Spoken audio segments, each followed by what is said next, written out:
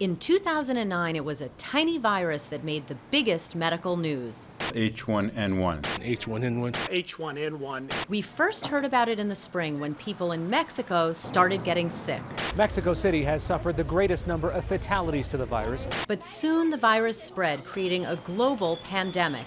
Schools shut down, hand sanitizer flew off store shelves, and even the president was offering advice. Stay home if you're sick. Wash your hands frequently.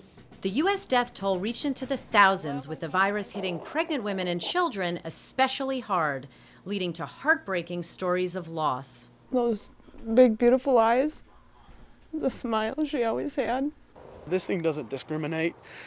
It will go after anybody. By fall, a vaccine was ready, but shortages created long lines across the country. 5 hours, it's worth it for me. H1N1 was pushed from front-page health news in November when a story about breast cancer screening sparked a huge controversy. Going against current guidelines, a government task force said most women don't need regular mammograms in their 40s and recommended low-risk women wait until their 50s. The panel also advised doctors not to teach women to examine their own breasts, saying the self-checks led to unnecessary biopsies. The recommendations caused a backlash among breast cancer survivors who had their disease detected in their 40s. It saved my life. What does it say? In 2009, we found out autism may be more prevalent than first thought. The government now says 1 in every 110 American kids has the disorder.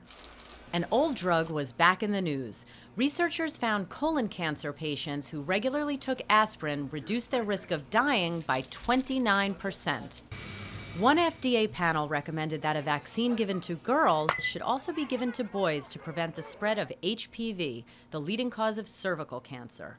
The H1N1 virus. But H1N1 overshadowed much of the year's medical news, and with several months left in the flu season, the virus will likely continue to make headlines in 2010. Dr. Jennifer Ashton, CBS News, New York.